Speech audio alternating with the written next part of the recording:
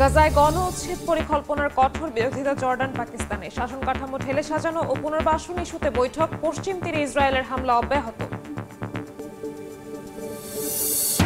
মিয়ানমারের সাগাইংয়ে প্রতিরোধ গোষ্ঠীর অতর্কিত হামলায় 50 জান্তা সেনা নিহত, আটক 15। দীর্ঘ 35 বছর পর থাইল্যান্ড সীমান্তের মডং শহর পুনরায় বিদ্রোহীদের দখলে। ভেনেজুয়েলায় সম্ভাব্য হামলার প্রস্তুতি শেষ, যুক্তরাষ্ট্রের দাবি মার্কিন গণমাধ্যমে। ত্রিনিদাদ ও টোবাগোতে মার্কিন নৌমহড়ার ঘোষণা পেন্টাগনের। ঘূর্ণিঝড় ক্লডিয়ার আঘাতে বিপর্যস্ত ইউরোপ। ইংল্যান্ড ও ওয়েলসে একদিনে 1 মাসের সমান বৃষ্টিপাত। যুক্তরাষ্ট্রের ক্যালিফোর্নিয়ার দিকে ধেয়ে যাচ্ছে শক্তিশালী ঝড়। এবং জলবায়ু ক্ষতিপূরণের অর্থ দয়া নয়, ক্ষতিগ্রস্তদের অধিকার। প্রতিশ্রুতি বাস্তবায়ন না হওয়ায় ফলাফল নিয়ে শঙ্কা। ব্রাজিলে COP30 সম্মেলনের বাইরে আদিবাসীদের বিক্ষোভ।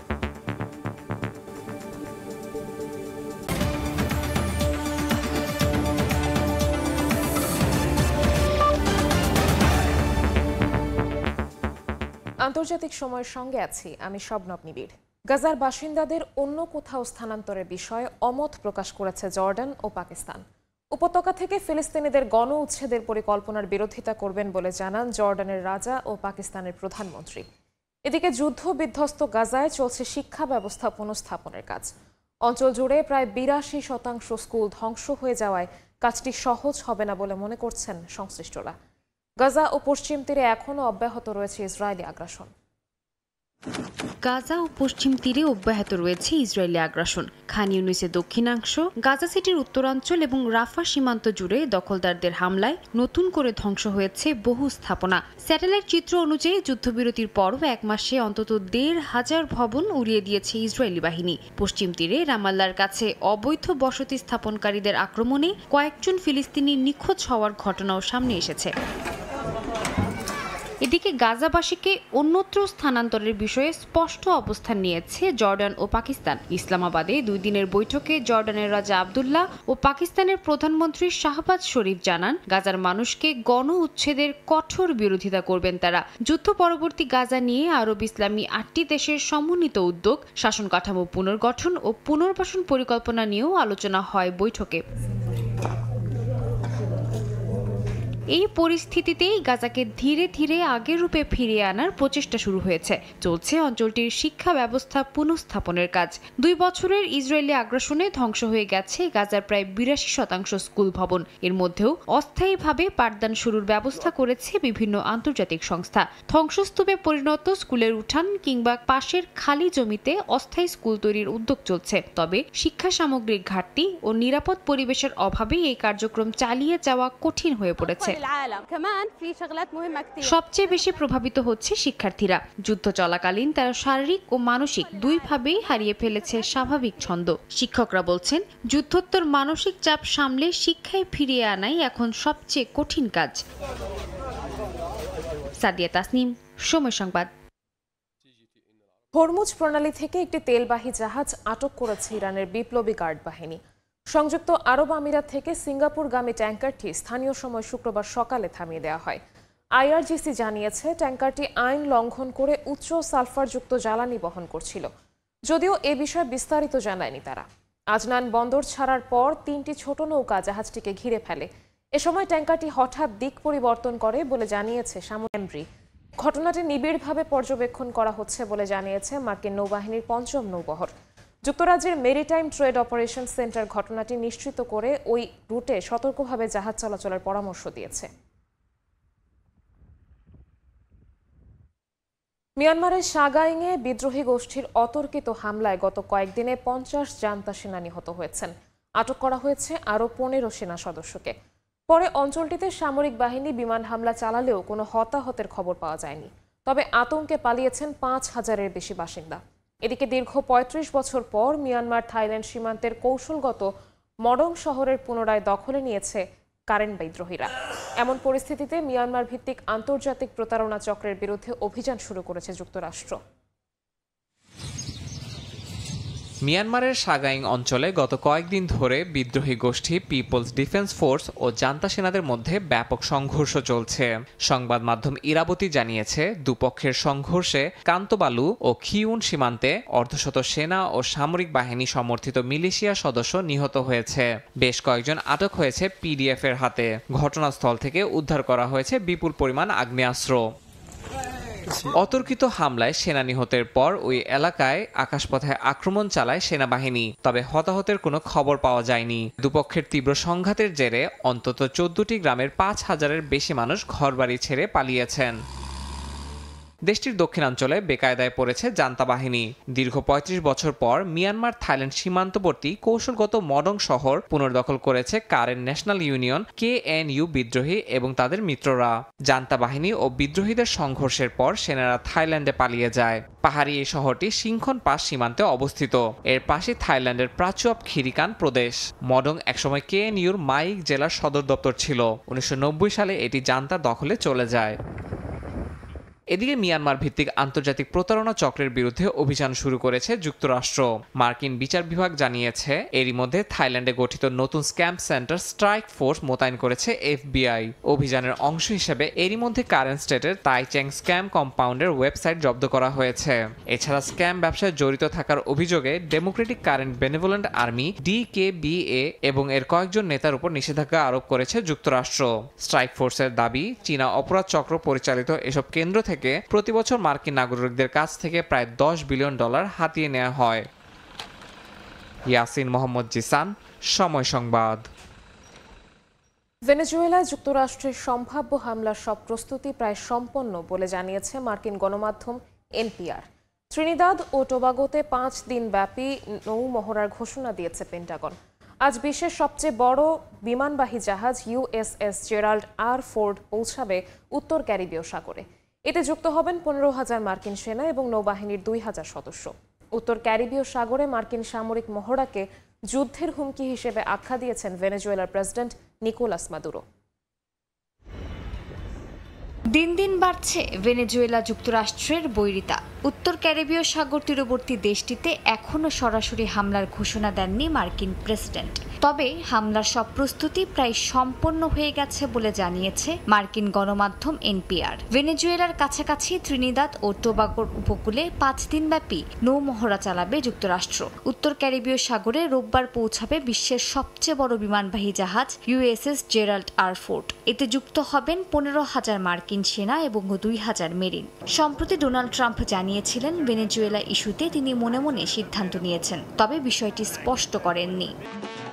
ত্রিনিদাদ ও টোবাগোতে মার্কিন সামরিক মহড়া নিয়ে ক্ষোভ জানিয়েছেন ভেনেজুয়েলার প্রেসিডেন্ট নিকোলাস মাদুরো। কারাকাসের পেতারে সমর্থকদের সামনে বক্তৃতায় তিনি অভিযোগ করেন, ওয়াশিংটন যুদ্ধের প্রস্তুতি নিচ্ছে। বলেন, দ্বীপরাষ্ট্রটির মানুষই ঠিক করবে তারা কি তাদের জমি জলকে মার্কিন সামরিক পরিকল্পনার জন্য উন্মুক্ত রাখবে কিনা।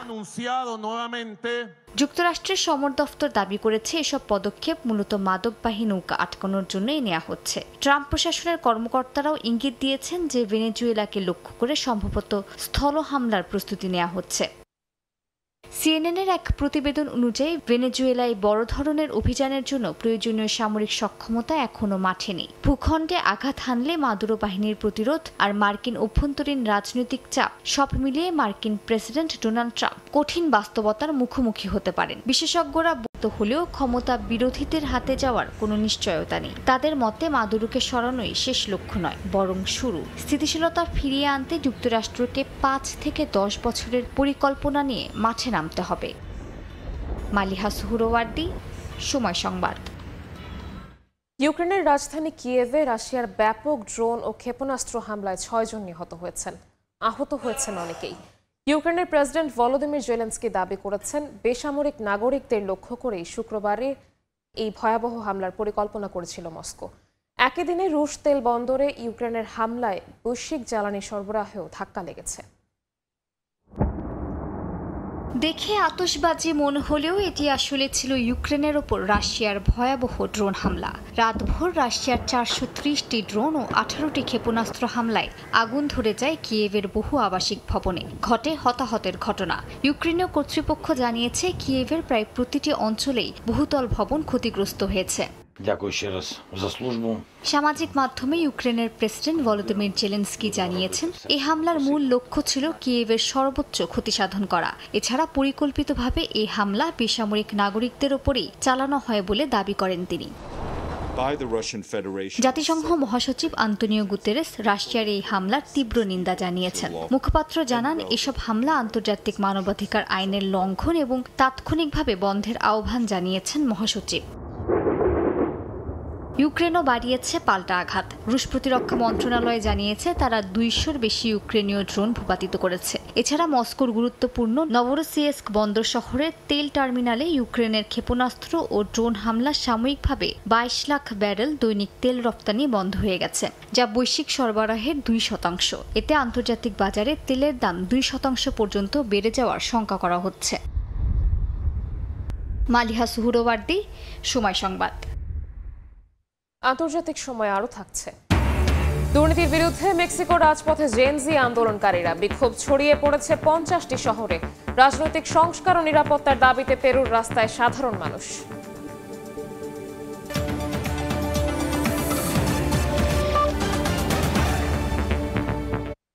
জলবায়ুর প্রভাব মোকাবেলায় বরাদ্দের অর্থ কোনো দয়া নয়, ক্ষতিগ্রস্ত দেশগুলোর অধিকার। এই অর্থ আদায়ের দাবি উঠেছে ব্রাজিলের বিশ্ব জলবায়ু সম্মেলনে। বিশেষজ্ঞরা বলছেন, উন্নত দেশগুলোর প্যারিস চুক্তির বাস্তবায়ন কিংবা প্রতিশ্রুত ক্ষতিপূরণ না দেয়ায় এবারের সম্মেলন থেকে ইতিবাচক ফলাফল আসার সম্ভাবনা নেই। ব্রাজিলের বেলেমে আয়োজিত কপ সম্মেলন থেকে বিস্তারিত জানাচ্ছেন রিপোর্টার প্রসূন আশিস। আমাজনের প্রবেশদ্বার ব্রাজিলের বেলেমে আয়োজিত বিশ্ব জলবায়ু সম্মেলনের 6ষ্ঠ দিন পার হলেও জলবায়ু পরিবর্তনের প্রভাবে ক্ষতিগ্রস্ত দেশগুলোর জন্য নেই কোনো আশার বাণী। বাংলাদেশ সহ স্বল্পোন্নত দেশগুলোর পক্ষ থেকে জাতীয় পরিকল্পনা তুলে ধরার পাশাপাশি যৌক্তিক ক্ষতিপূরণ দেওয়ার দাবি উপস্থাপন করা হচ্ছে। এছাড়া একটি বৈশ্বিক অভিযোজন পরিকল্পনা এবং ক্ষতিপূরণ আদায়ে সুনির্দিষ্ট দাবি নিয়ে কাজ করছে প্রায় 74টি দেশ।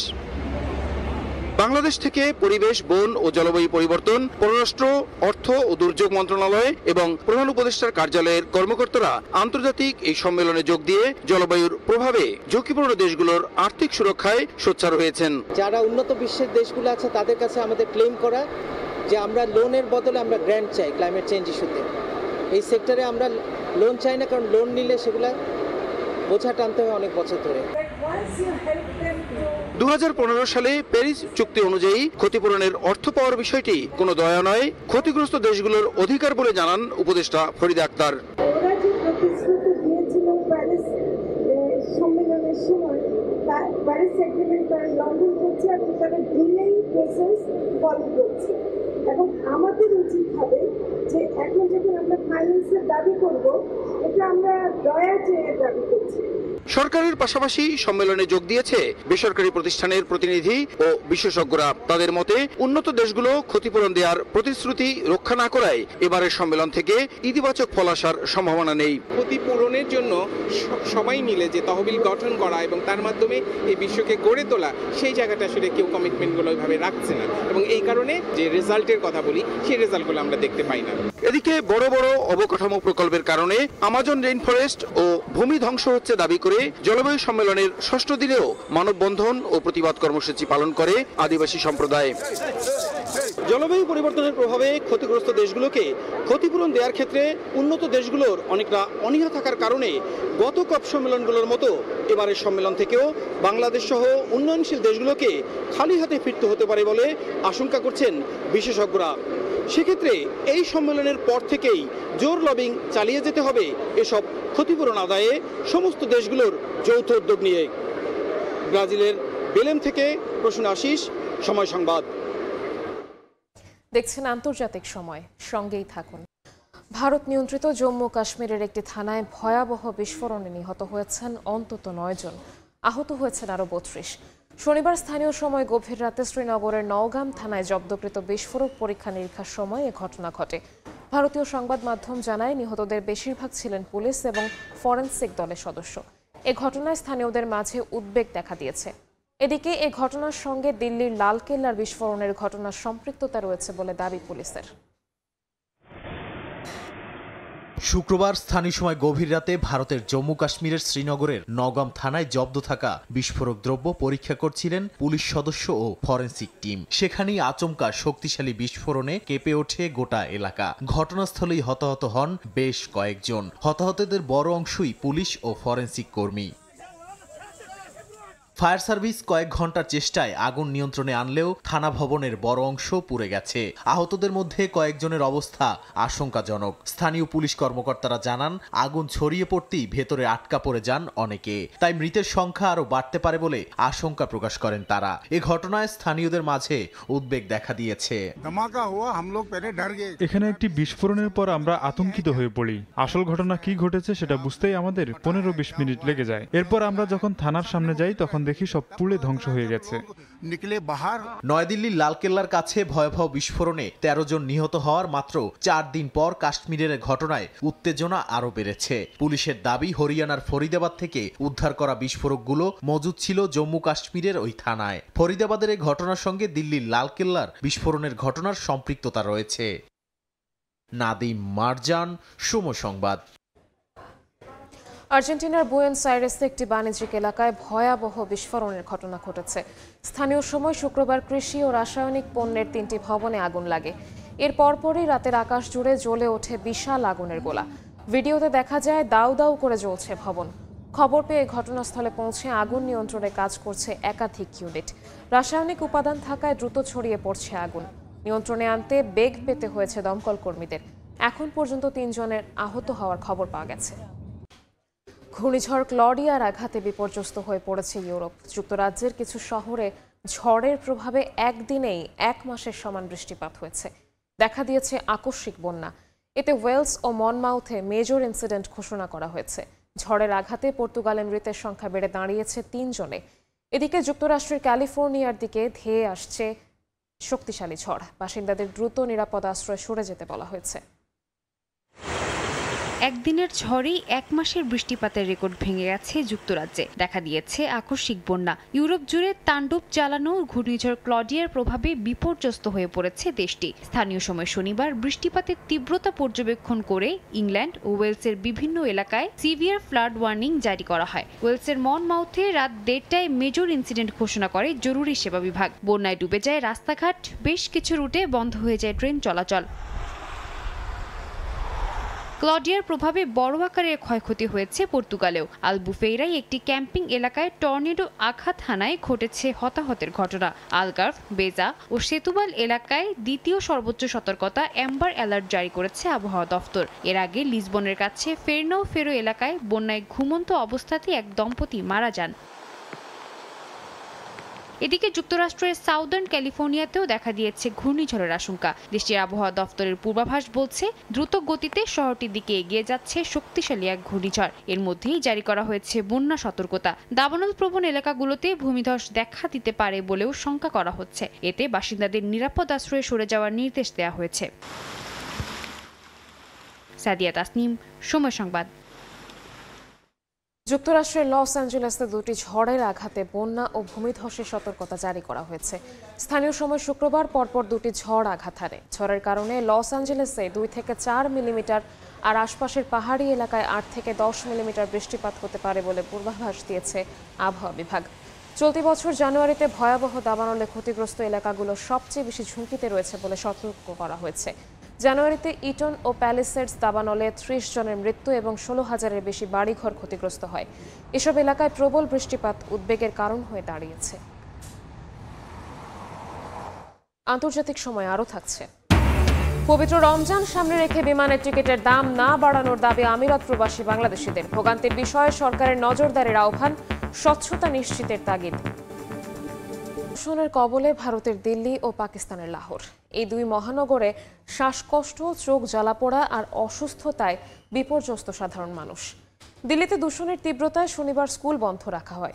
অন্যদিকে লাহোরে হুমকিতে শ্রমজীবীদের জীবন জীবিকা।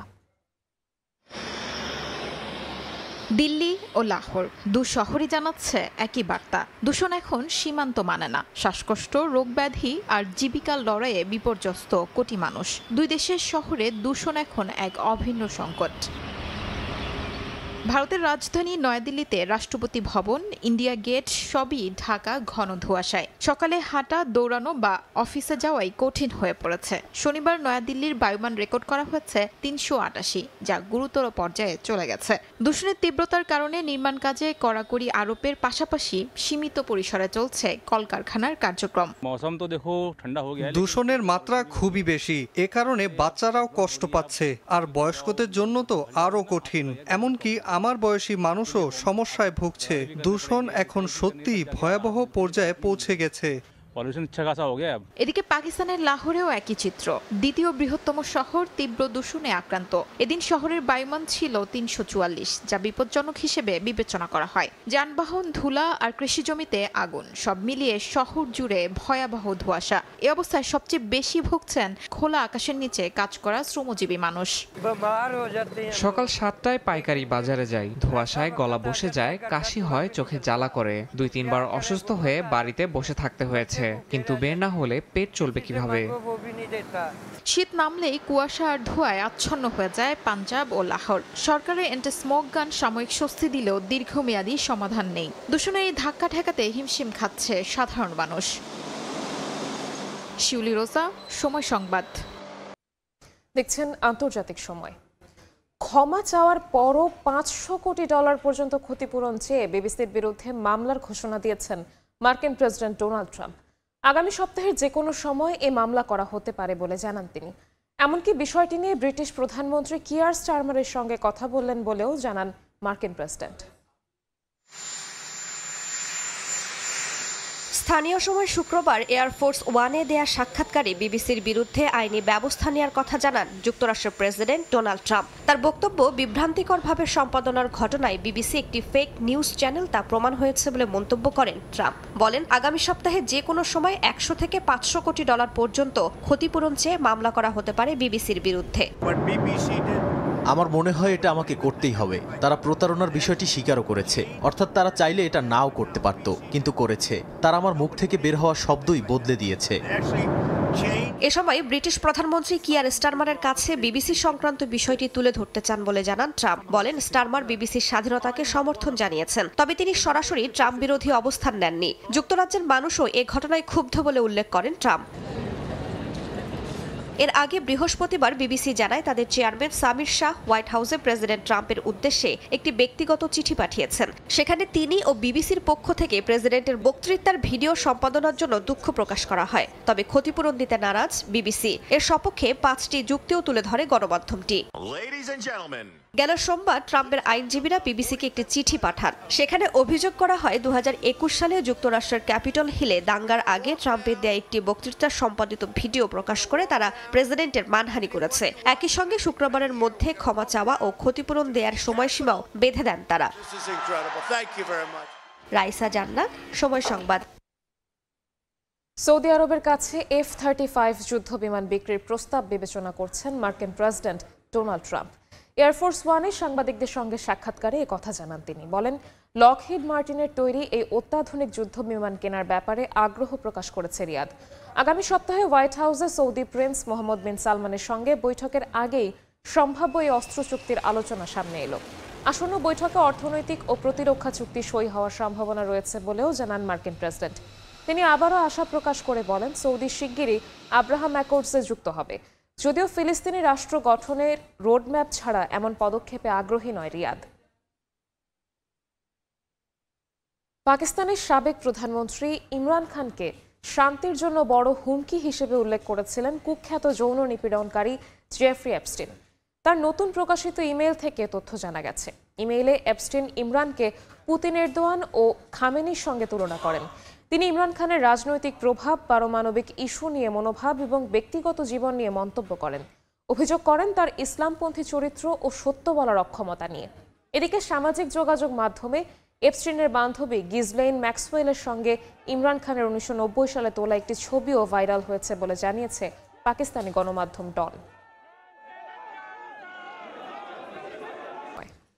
লিবিয়া উপকূলে অভিবাসন প্রত্যাশী বাহী দুটি নৌকা ডুবির ঘটনায় 4 বাংলাদেশের মরদেহ উদ্ধার করা হয়েছে। নৌকা দুটিতে বাংলাদেশ, সুদান ও মিশরের নাগরিক সহ 95 জন ছিলেন। স্থানীয় সময় বৃহস্পতিবার রাতে দেশটির উপকূলীয় শহর আল খুমসের কাছে এ দুর্ঘটনা ঘটে। লিবিয়ান রেড ক্রিসেন্ট জানায় প্রথমে নৌকাটিতে ২৬ বাংলাদেশি ছিলেন, যাদের মধ্যে ৪ জনের মরদেহ উদ্ধার করা হয়েছে। দ্বিতীয় নৌকায় মিশর, সুদান সহ বিভিন্ন দেশের ৬৯ জন ছিলেন বলে জানা গেছে। স্থানীয় উপকূলরক্ষী বাহিনী ও রেড ক্রিসেন্টের যৌথ তৎপরতায় বেশ কয়েকজনকে উদ্ধার করা হয়েছে। নিখোঁজদের সন্ধানে অভিযান অব্যাহত রয়েছে। উদ্ধার হওয়া মরদেহ স্থানীয় কর্তৃপক্ষের কাছে হস্তান্তর করা হয়েছে।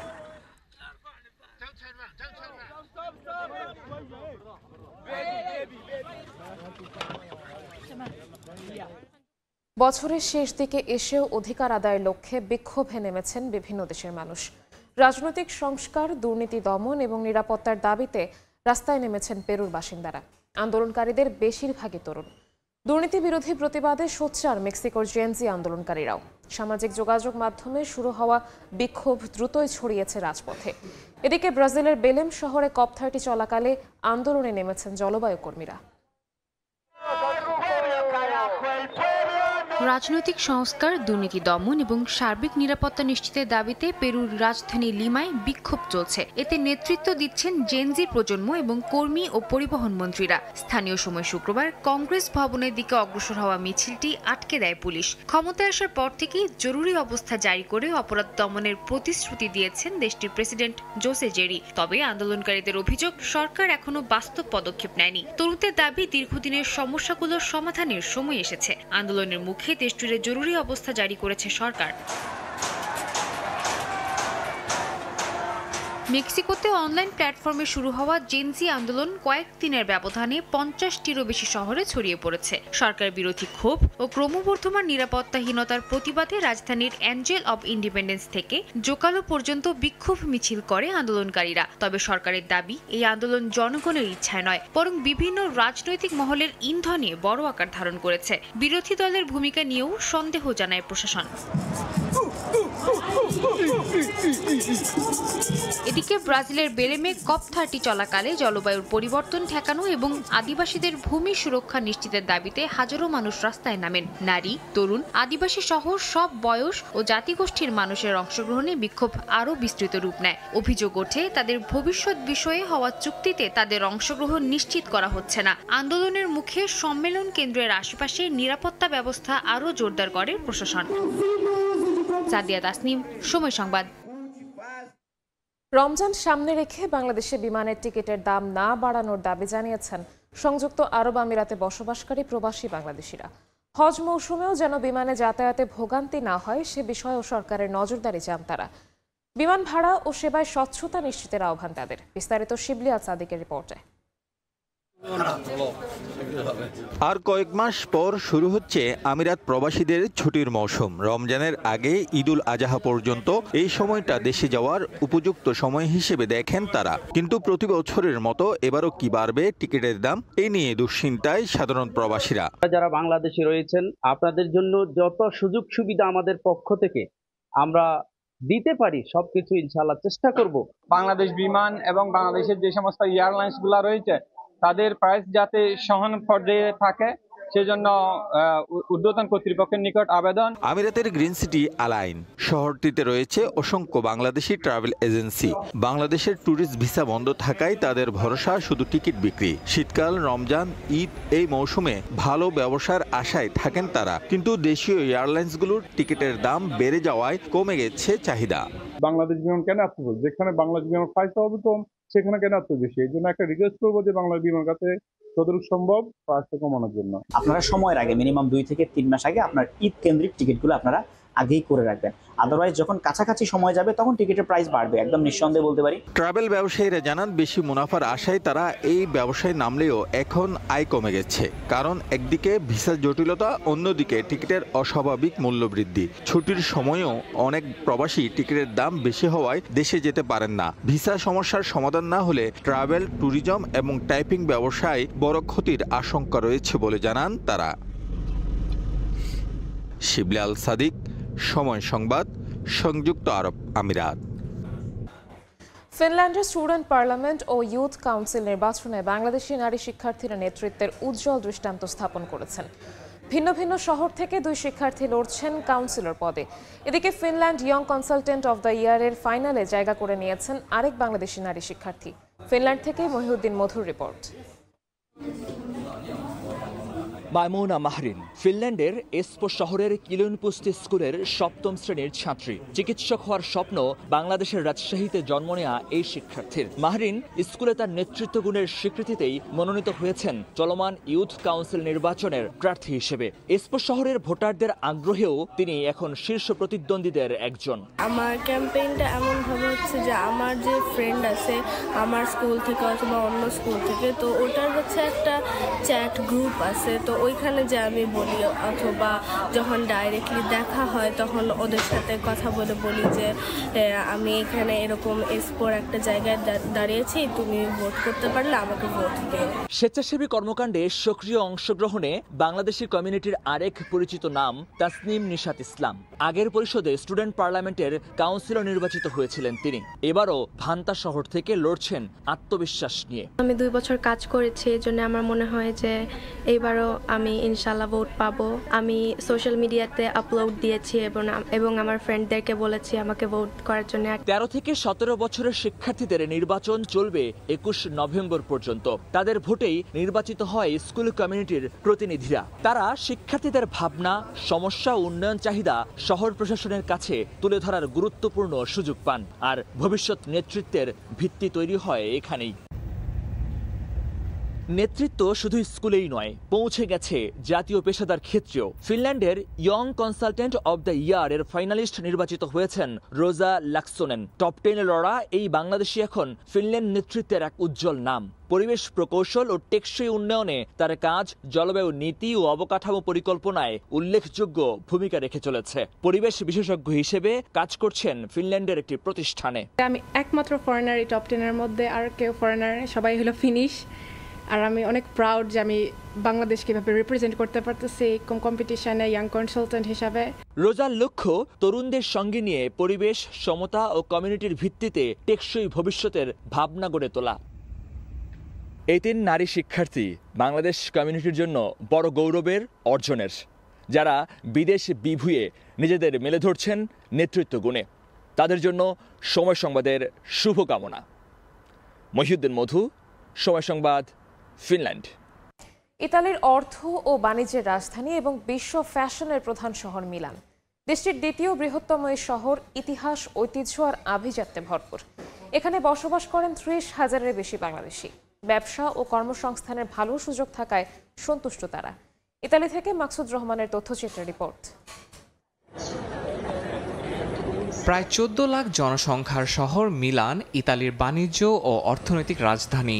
দেশটিতে 300-র বেশি বিশ্বখ্যাত বহুজাতিক ব্যবসা প্রতিষ্ঠানের 270টিরই প্রধান কার্যালয় মিলানে। এছাড়া ইতালির বেশিরভাগ ব্যাংক, বীমা কোম্পানি, আর্থিক প্রতিষ্ঠান, স্টক এক্সচেঞ্জ সহ Google, Nike, Yahoo, Samsung, Microsoft, Amazon, Facebook, Alibaba সহ হাজারো প্রতিষ্ঠানের ইউরোপীয় বা আঞ্চলিক সদর দফতর এই শহরে। তাই মিলানে সবসময়ই দক্ষ কর্মীর চাহিদা। ব্যবসা ও কর্মস্থানের ভালো সুযোগ থাকায় বর্তমানে শহরটিতে 30,000 বাংলাদেশি বসবাস করছেন। ব্যবসা বাণিজ্য এবং কি চাকরির জন্য একটা উপযুক্ত জায়গা। মিলানোতে আপনি জব, কাজকর্ম যা কিছুই বলেন সবকিছুই আপনি নিজের মতো করে খুঁজে নিতে পারবেন। বিশ্ব ফ্যাশনের রাজধানী মিলান অর্থ বাণিজ্যের ক্ষেত্রেও ইউরোপের গুরুত্বপূর্ণ 5 শহরের একটি। ইতালির মাথাপিছু আয় যেখানে প্রায় 41,000 মার্কিন ডলার, সেখানে মিলান মেট্রোপলিটন এলাকার মানুষের মাথাপিছু আয় প্রায় $56,000।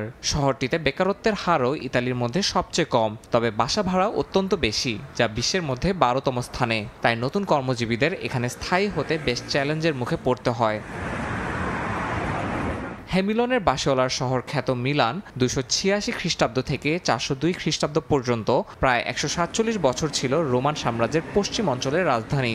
প্রাচীন নির্মাণ শৈলী, দৃষ্টিনন্দন প্রাসাদ আর উন্নত যোগাযোগ ব্যবস্থার কারণে মিলান শুধু ইতালি নয়, ইউরোপের অন্যতম ট্রানজিট হাব, যা শহরটির অর্থনৈতিক বিকাশকে শক্তিশালী করে তুলেছে। ইতালি, সময় সংবাদ। রাওয়ালপিন্ডিতে শ্রীলঙ্কাকে 8 উইকেটে হারানোর ম্যাচটা সেঞ্চুরিতে স্মরণীয় করে রাখলেন বাবর আজম। 807 দিন ও 83 ইনিংস পর পেয়েছেন শতকের দেখা। 2023 ওয়ানডে এশিয়া কাপের পর এমন ইনিংসের দেখা পেয়েছেন বাবর। কঠিন সময়ে সমর্থকদের পাশে থাকার জন্য ধন্যবাদ জানিয়েছেন তিনি। খারাপ সময় এলেও কখনো হাল ছেড়ে না দেওয়ার মানসিকতার কারণেই আবারও নিজের ফর্ম খুঁজে পেয়েছেন বলে জানিয়েছেন বাবর আজম। রোববার শেষ ওয়ানডেতে ধরে রাখতে চান ধারাবাহিকতা। ইসলামাবাদে সন্ত্রাসী হামলার কারণে শ্রীলঙ্কার সঙ্গে দ্বিতীয় ওয়ানডে মাঠে গড়ানো নিয়েই ছিল চরম অনিশ্চয়তা। তবে পিসিবি কর্মকর্তাদের অনুরোধের পর ম্যাচ খেলতে রাজি হয় লঙ্কানরা। নানা প্রতিবন্ধকতার পর আয়োজিত এই ম্যাচটা স্মরণীয় হয়ে থাকবে বাবর আজমের কাছে, কারণ লঙ্কানদের বিপক্ষে দ্বিতীয় ওয়ানডে দিয়েই নানা সমালোচনার দাঁত ভাঙা জবাব দিয়েছেন বাবর। 807 দিন পর পেয়েছেন সেঞ্চুরির দেখা।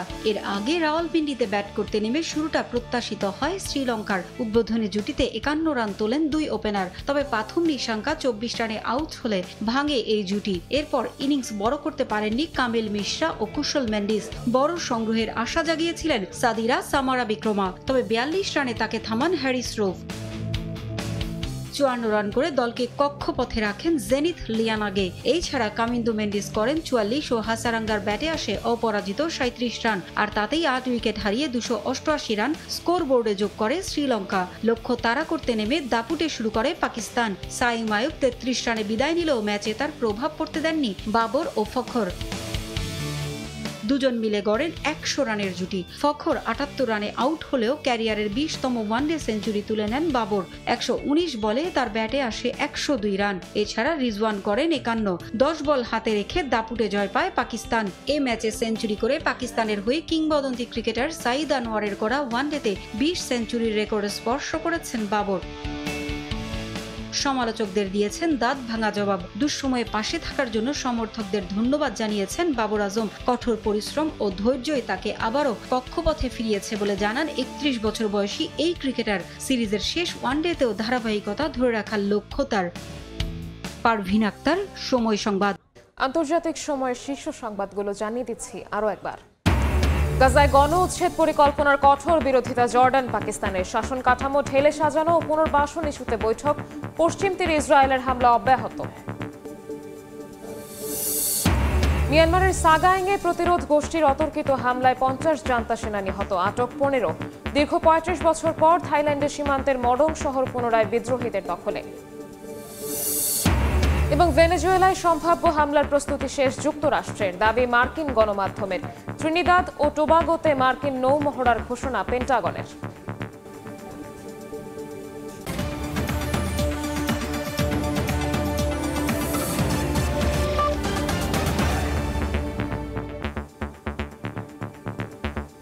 এ ছিল আন্তর্জাতিক সময়। এরপর সকাল 10টার সময় সংবাদের সঙ্গে থাকবেন সহকর্মী কাজল আব্দুল্লাহ।